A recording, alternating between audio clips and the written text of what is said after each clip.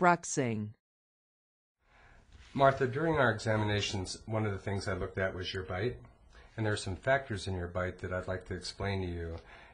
Some of them you're aware of, some of them you aren't, but I think it's critical for our long-term success and our working together. One, there was pain in your jaw joint, and you have soreness in your muscles.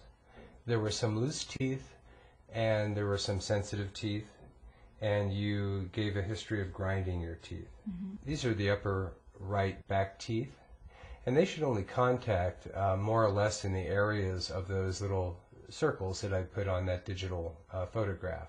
And if you notice how there's big shiny facets of wear here, and here, and here, these teeth shouldn't even contact in that position. So where your back teeth had wear on the side of them was because the fang teeth didn't separate the back teeth.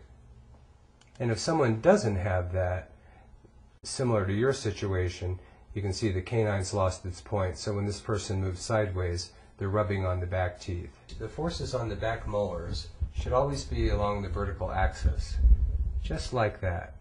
So when you put that 800 pounds or 600 pounds of pressure on those back teeth, the only contact is in the vertical axis of the teeth.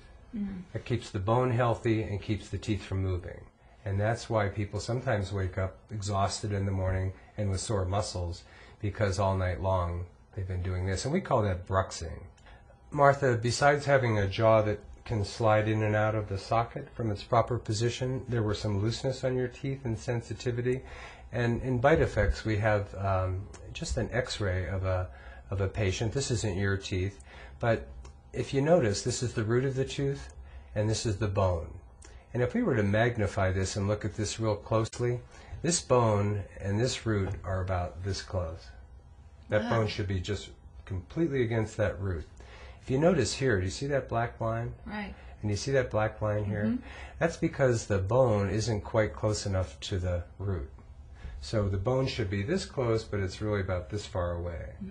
And that has to do with how the teeth hit.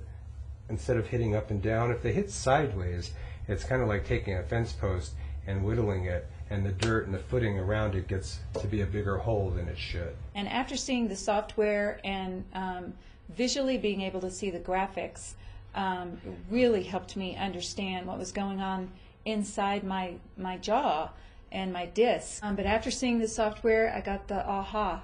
It made sense to me, and I felt more in control, and I think a lot of that was because Dr. Reid spent so much time with me explaining it, but being able to visually show me what was going on personally with my bite, not an example of someone else's, but mine personally, really made a difference to me.